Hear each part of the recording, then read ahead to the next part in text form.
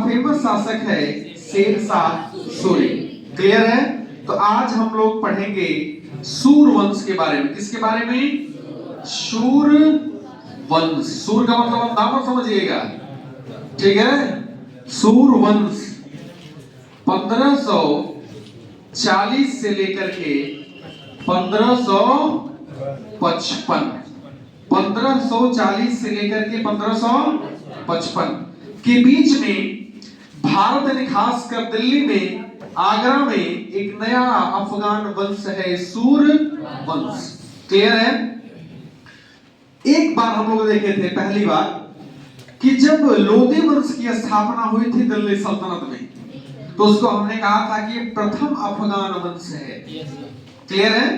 लेकिन जो ये दूसरा है सूर वंश, यह द्वितीय अफगान राज्य की स्थापना करता है दिल्ली पे और आगरा पे, क्योंकि दो राजधानियां रही हैं। ठीक है ना? पुरानी दिल्ली, नई आगरा। एक पति हिंदू सेनापति को गया और उससे कहा कि इसको मारना नहीं है, इसको सिर्फ भगाना है।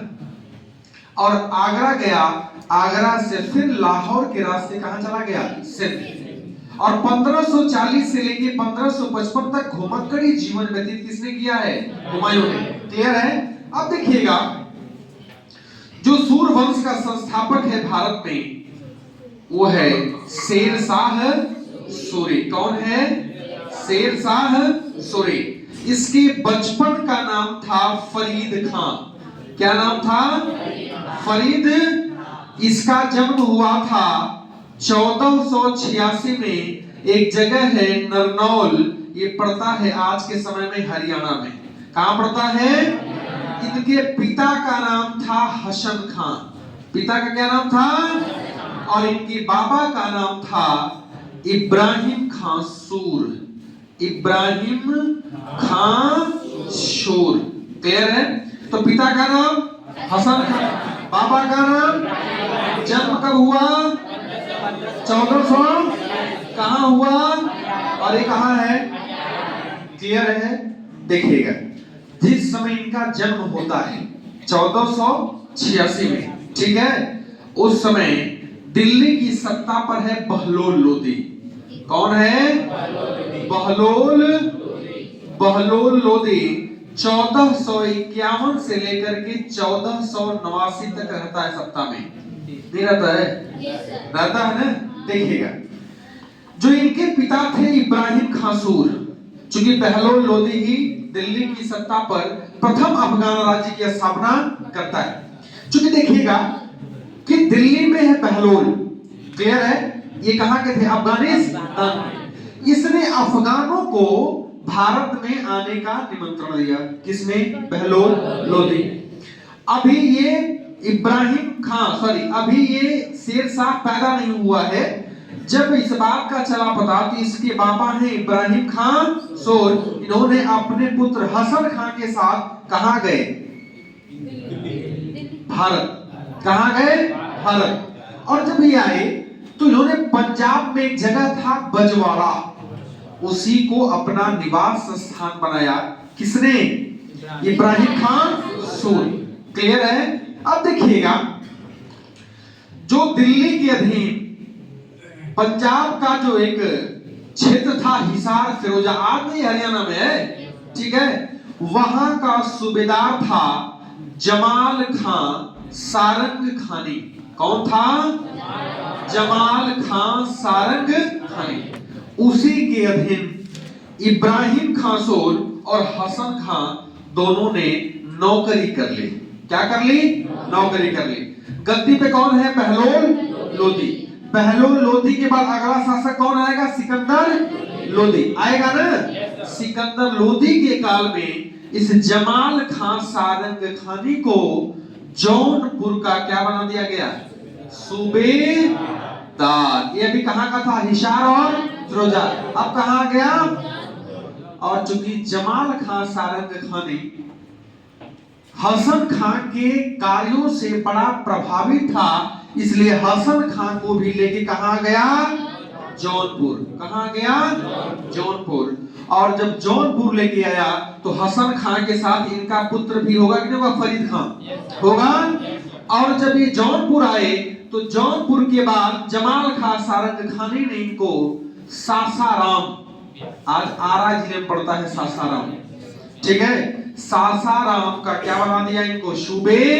तो किसको बनाया, हसन खां को सूबेदारी कहां की दी गई, सासाराम। दूसरा है शाहाबाद, जिला है शाहाबाद में, और तीसरा है टांडा। इन तीनों की सूबेदारी दी गई किसको, हसन खां को। अब समझिएगा कि हसन खां के पास 4 रानियां थी। कितनी थी, और चारों रानियों से 8 पुत्र पैदा हुए थे। कितने पुत्र थे, वही 2-2 पुत्र है ना, किसी के 3, किसी के 2 है, ऐसे ही था। जो पहली रानी थी इनकी, उन्हें पहली रानी से कौन था, फरीद खां, और एक दूसरा पुत्र था निजाम खां। लेकिन जो हसन खां थे, इनका चौथी रानियों से बड़ा प्रेम था। जो चौथे नंबर की रानी थी, बड़ा लगाव था। और जाहिर सी बात है कि जिससे ज्यादा लगाव होगा उससे होने वाले पुत्र के साथ भी लगाव आपका ज्यादा होगा। तो नहीं लग रहा है कि यहाँ पे पक्षपात हो रहा है। फरीद खां है पुत्र, लेकिन हसन खां इसको ज्यादा मानता नहीं है, ज्यादा मान रहा है अपने चौथे नंबर की रानी को। अब क्या हुआ, इससे नाराज कौन होता है, फरीद खां। और फरीद खां जब नाराज होता है तो सासाराम छोड़ के कहां जाता है, जौनपुर। कहां आता है, 12 साल की अवस्था में। जब जौनपुर आता है तो जौनपुर उस समय पूर्वी भारत का शिक्षा और संस्कृति का केंद्र था। यहां जब जौनपुर आता है तो जमाल खां सारंग खानी की देखरेख में यह शिक्षा ग्रहण करता है। क्लियर है, कहा गया कि जब आया जौनपुर तो इसने सिकंदर नामा, गुलिस्तान और बोस्ता नामक बड़ी बड़ी पुस्तकों का अध्ययन किया है, फरीद। क्लियर है, सैनिक शिक्षा भी कहां ग्रहण किया, जौनपुर में। एक बार इसके पिता हसन खां सासाराम से जौनपुर आए, किससे मिलने के लिए, जमाल खां सारंग, सूबेदार था ना। और जब मिलने के लिए आए तो जमाल खां ने फरीद खां के बारे में किससे बताया, हसन खां। यानी एक पुत्र के बारे में पिता से किसने बताया, जमाल खां सारंग। और जब इस बात का पता चला उसके पिता को तो बड़ा प्रसन्न हुआ, पिता पुत्र में मेल हुआ, और पिता पुत्र को लेके कहां चले गए, सासाराम। फिर कहां चला गया, कहा गया 1497 से लेकर के, ठीक है, 1497 से लेके 1518 में 21 साल का टाइम है। 21 साल तक यह सासाराम की जागीरदारी कौन संभाला है, फरीद खां। लेकिन जाहिर सी बात है कि फिर जो उसकी जो सौतेली मां थी, उसकी ईर्ष्या और बढ़ती चली गई। और जब बढ़ती चली गई तो उसने फिर हसन खां पे दबाव डाला कि इससे इसकी जागीर क्या कर ली जाए, छीन ली जाए। और फिर जागीर हसन खां ने क्या कर लिया, इसे छीन लिया 1518 में।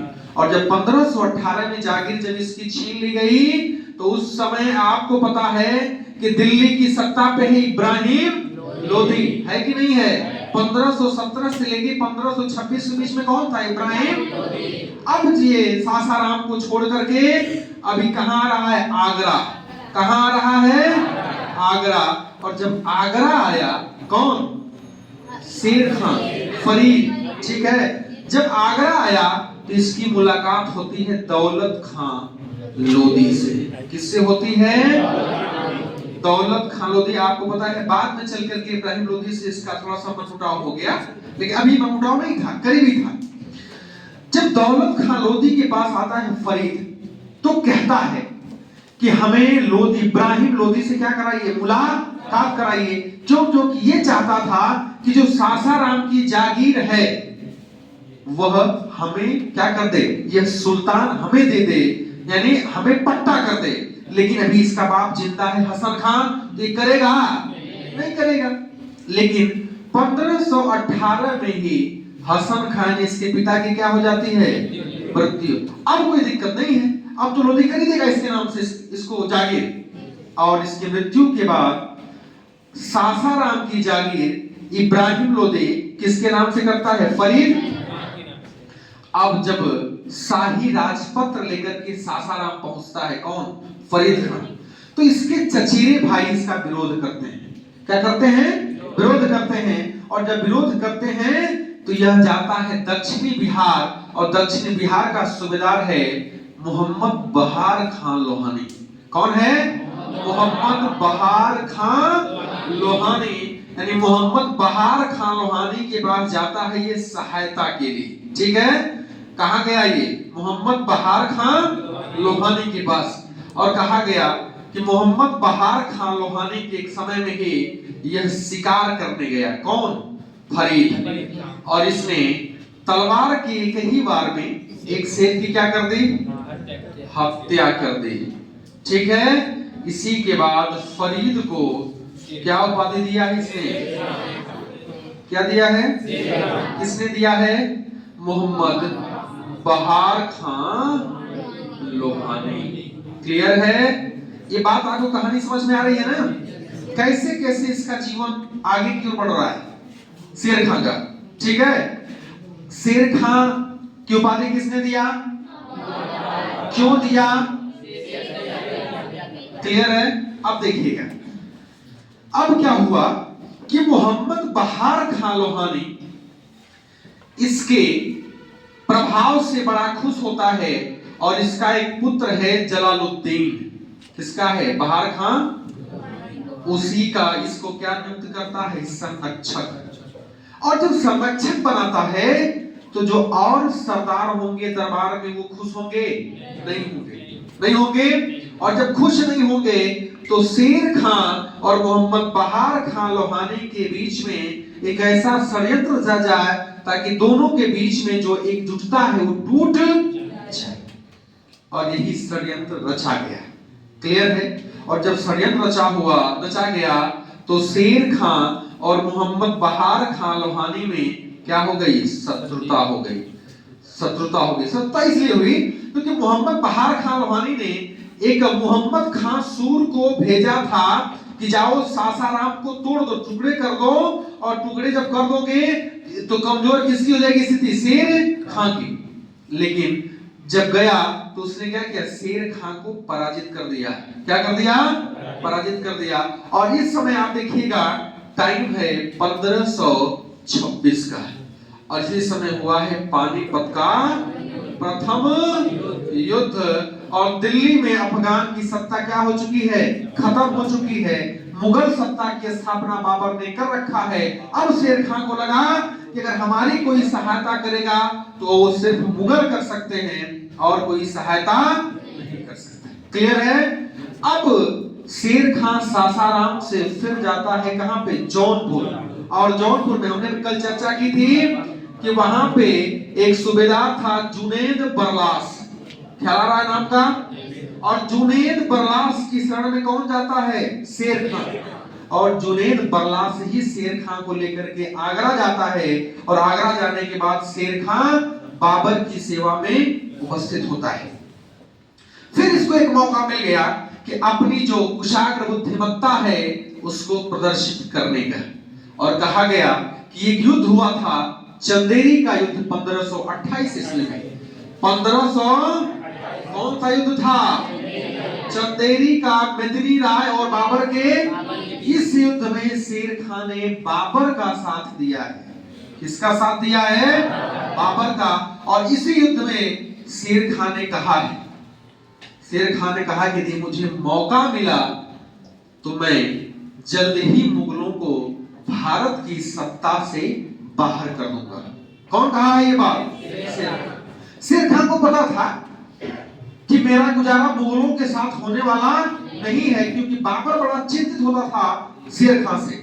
उसने अपने समस्त मंत्रियों को शेर खान के पीछे लगा दिया था। हालांकि बाबर जब मरा ना तो हुमायूं से कहा था कि थोड़ा शेर खान बहुत चालाक है, थोड़ा उससे बच करके रहना। और आपको पता है किसी शेर खान ने ही हुमायूं क्या किया, दिल्ली से भगा दिया था।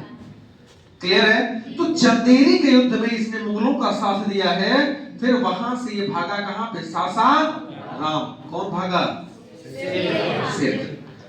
जब सासाराम गया है, सासाराम, तो जो बहार खान लोहानी था उसकी मृत्यु हो चुकी थी और उसकी औरत थी दूदू बेबी। क्या नाम था उसका? दूदू बेबी उसका नाम था।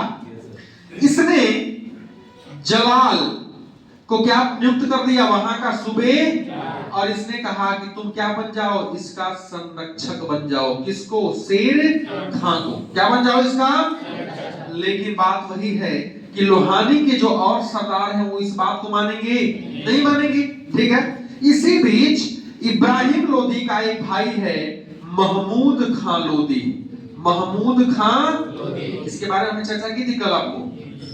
महमूद खान लोदी बिहार पहुंचता है और बिहार पहुंचने के बाद समस्त अफगान सरदारों को एकजुट करता है और बाबर को भगाने की कोशिश करता है। और उसी भगाने में 1529 का घाघरा का युद्ध हुआ था। और उस घाघरा के युद्ध में बाबर अफगानों से लड़ा था और बाबर विजयी हुआ था। ये बात आपको समझ में आ रही है ना? कैसे कैसे सब लिंक हो रहा है। ठीक है। अब देखिएगा कि इधर अब बिहार बंगाल में सत्ता जो सरदारों की है वो कमजोर हो चुकी है और यहीं पे शेर खान एक मजबूत शासक बन करके क्या करता है? उभरता है शेर खान। आपको पता है कि हमने कहा था आपसे कि 1531 में इसने चुनार का किला जीता था। चुनार का किला किसने जीता था? किसने? अरे शेर खान ने। शेर खान बिहार से निकलता है, बनारस के करीब चुनार का किला था और चुनार के किले का हवलदार था तगी खान। इसको हराता है और इसके हराने के बाद इसकी औरत है लाडी बेगम, उनसे विवाह कर लेता है। कौन? शेर खान। क्लियर है? अब देखिएगा कि 1530 में अब सत्ता पे हुमायूं बैठ चुका है। कौन बैठ चुका है? हुमायूं। हुमायूं के बारे में हम लोगों ने कल पढ़ ही लिया था। ठीक है। इसका जो अभियान है 1538 में जब हुमायूं बंगाल से वापस आता है तो 1539 ईस्वी में एक चौसा का युद्ध होता है और चौसा के युद्ध में यही शेर खान करता है पराजित हुमायूं को। और इसके बाद यह शेर शाह क्या लेता है?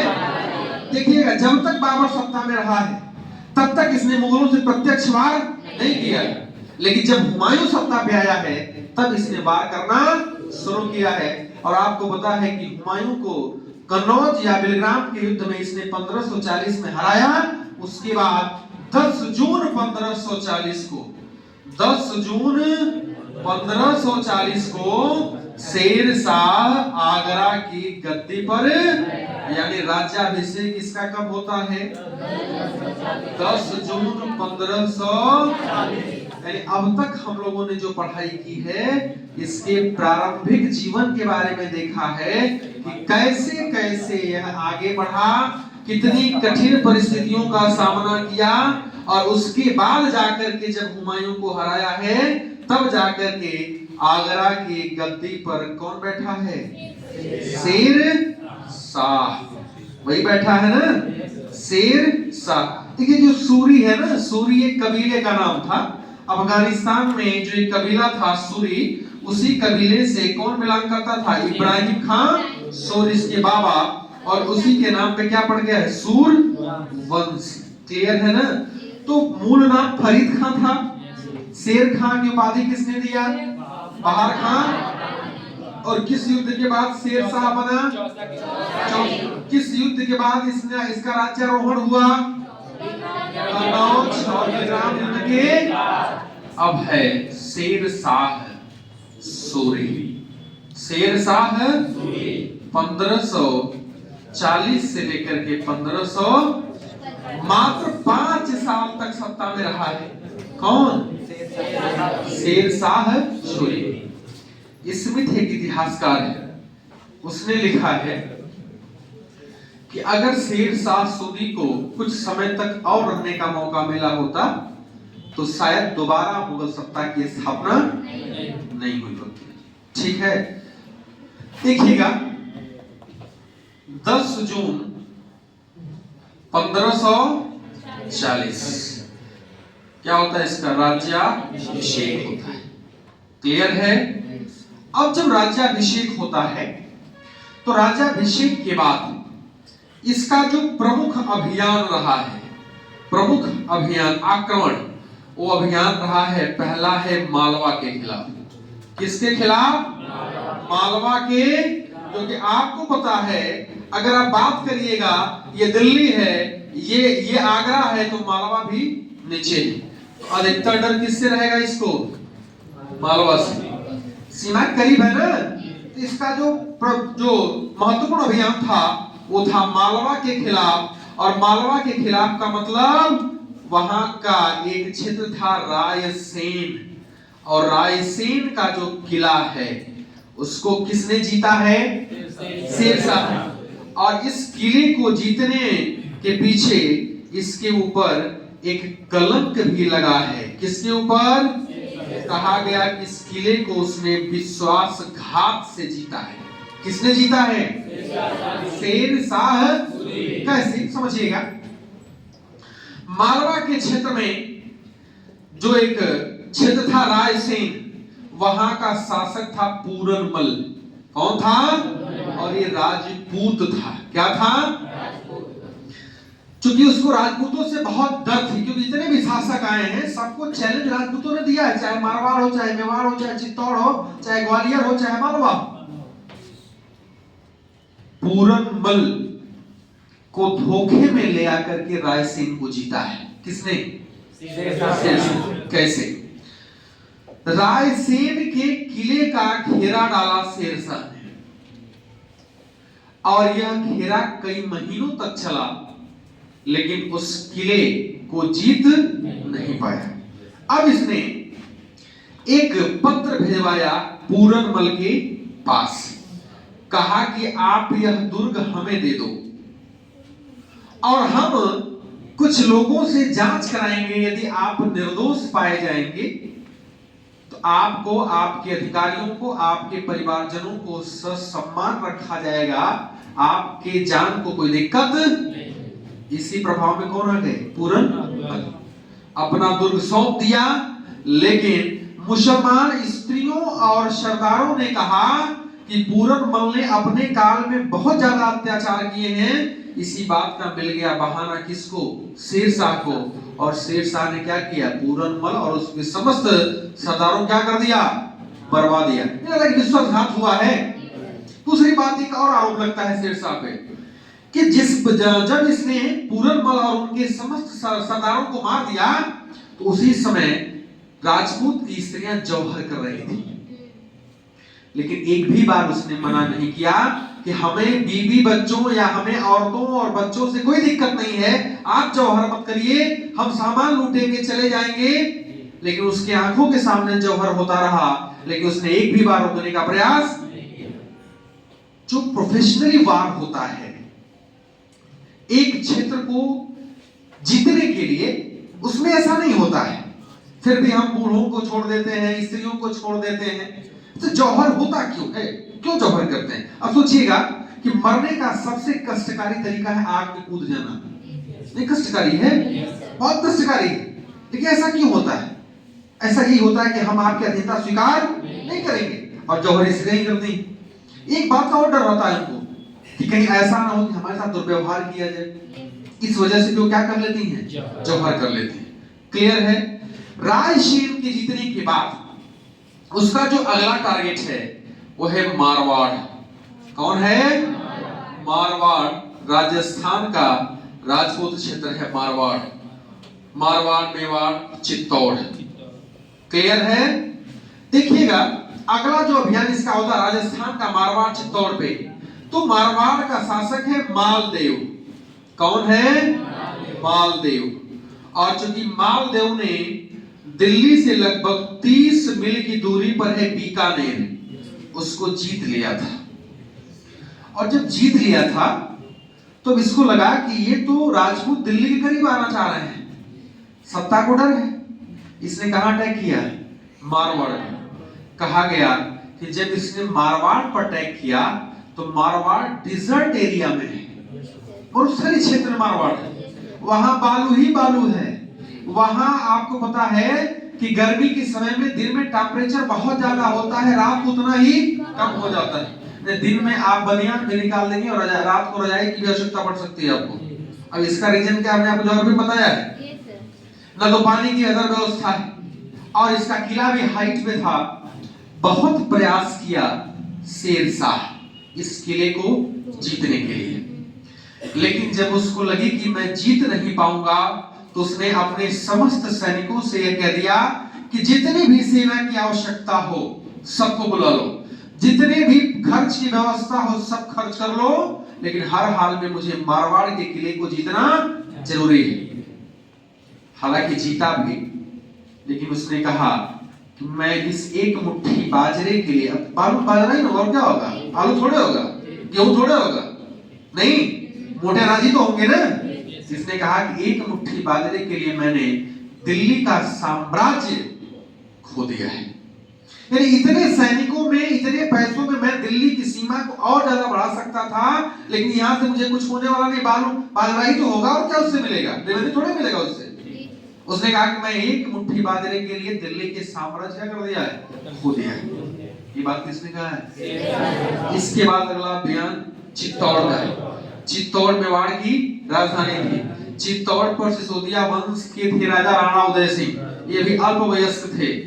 ये आसानी से क्या कर दिए, आत्म समर्पण कर दिए। चित्तौड़ भी किसके दिन आ गया, शेरशाह के दिन आ गया। ये सत्ता में बैठने के बाद बता रहा हूं आपसे।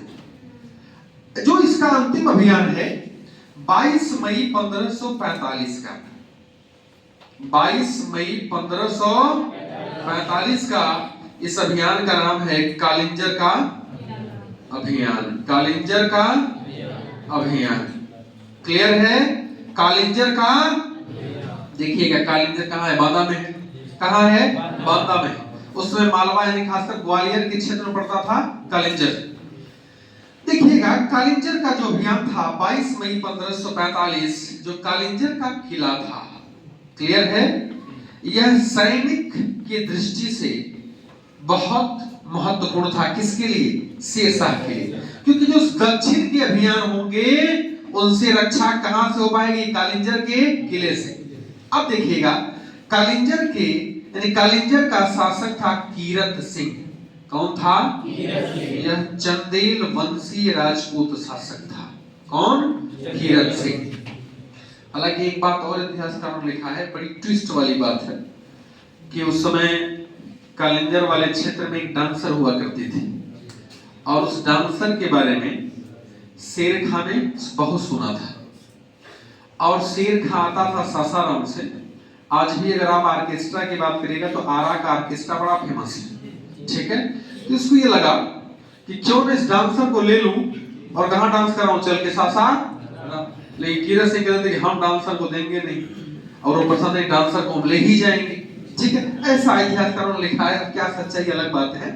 उस डांसर को लेकर के भी युद्ध हुआ था। किस, कौन सा? कालिंजर का अभियान, ठीक है। अब देखिएगा जो कालिंजर का किला था, कालिंजर का कहा गया कि वह समुद्र तल से 12,000 फीट की ऊंचाई पे किला है। कौन? कालिंजर। जब कोई किला बनाया जाता है ना, तो उस किला की जो दीवारें होती है कर्व झुकी होती है, क्योंकि जब आप किसी आग्नेय शास्त्र का प्रयोग करते हैं तो हो सकता है अगर झुकी हो, थोड़ा चिकनी हो, तो उससे टकरा करके गोला वहां मतलब विस्फोट ना हो, वापस चला है। ऐसा होता है। इसी कंडीशन में जब शेरशाह सूरी ने अपने सैनिकों से कहा कि क्या करो, आग्नेय शास्त्र का प्रयोग करो। किसका प्रयोग करो? जिसे आप तोप भी कहते हैं, क्लियर है। जब इस तोप का प्रयोग किया गया, आग्नेय शास्त्र का प्रयोग किया गया, उसका नाम था उक्का। क्या नाम था?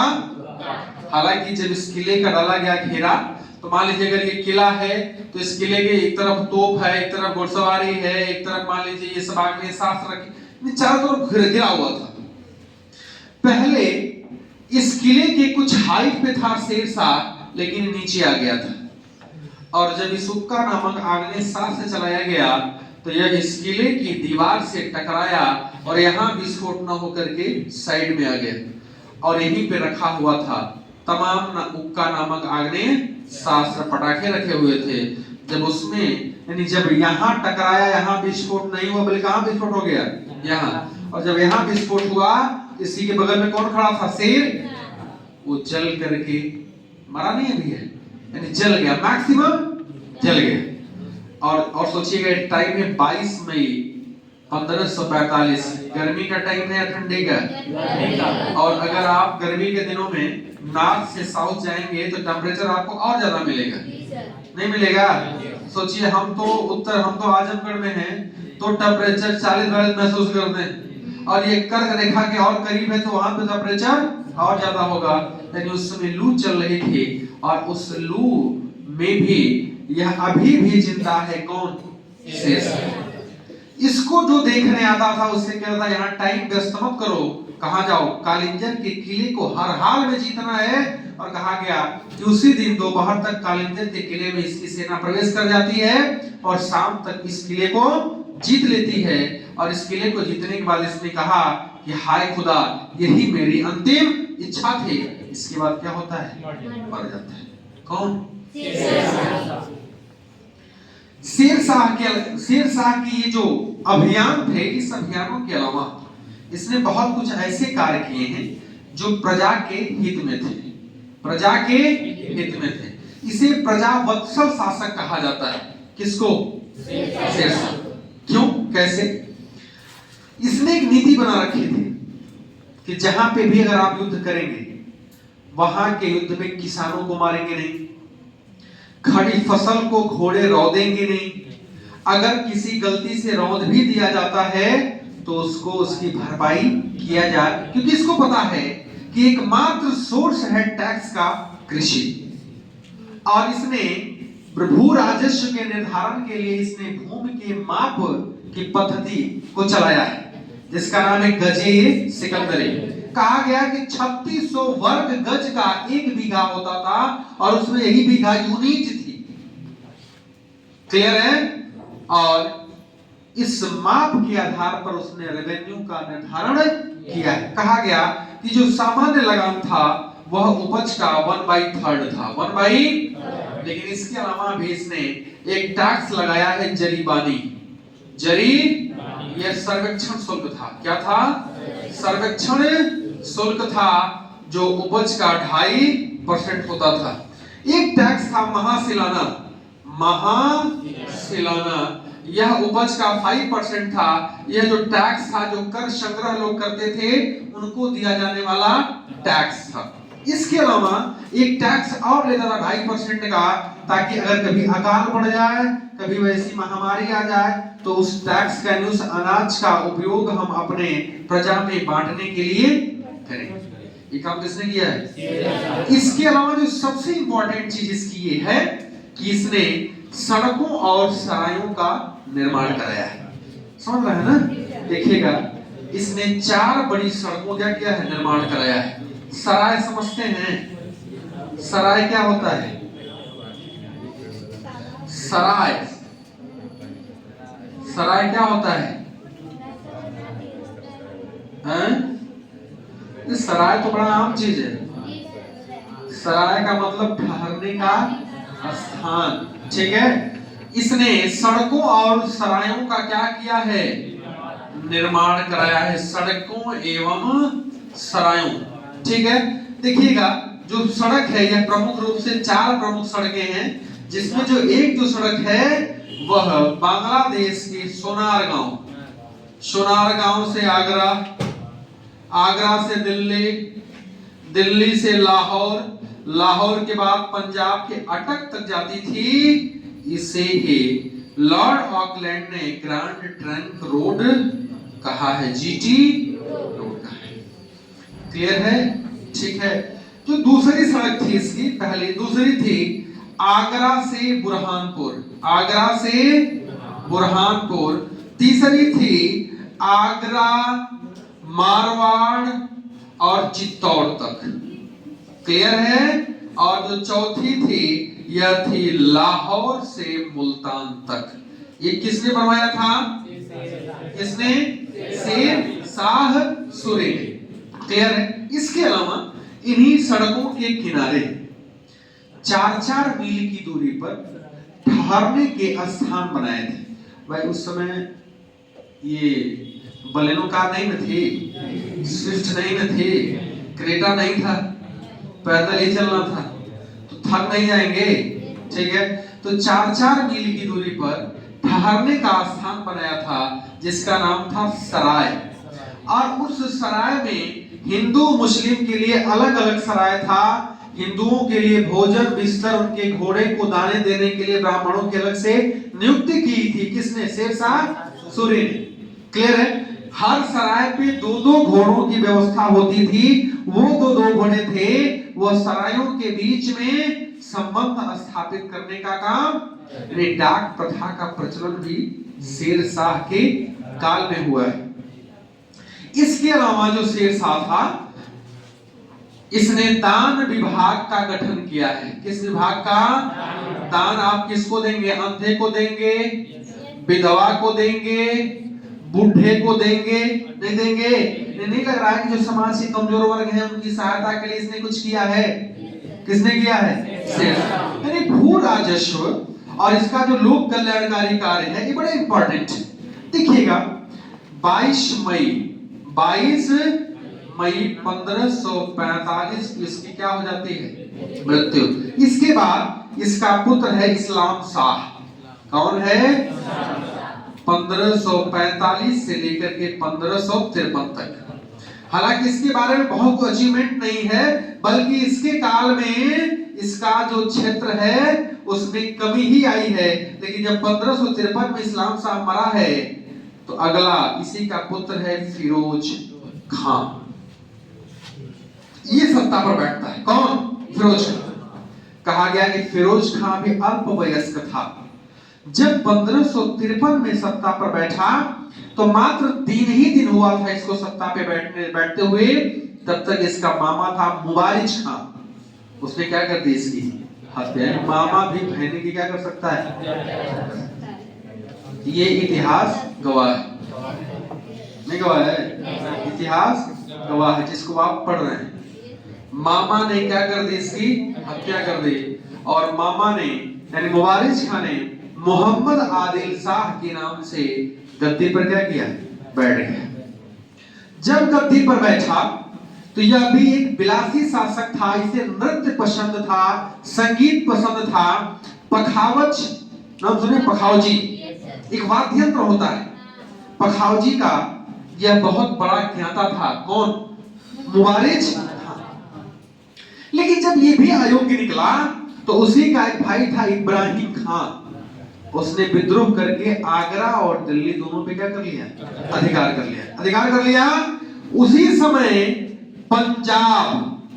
पंजाब का शासक है सिकंदर शाह सूर।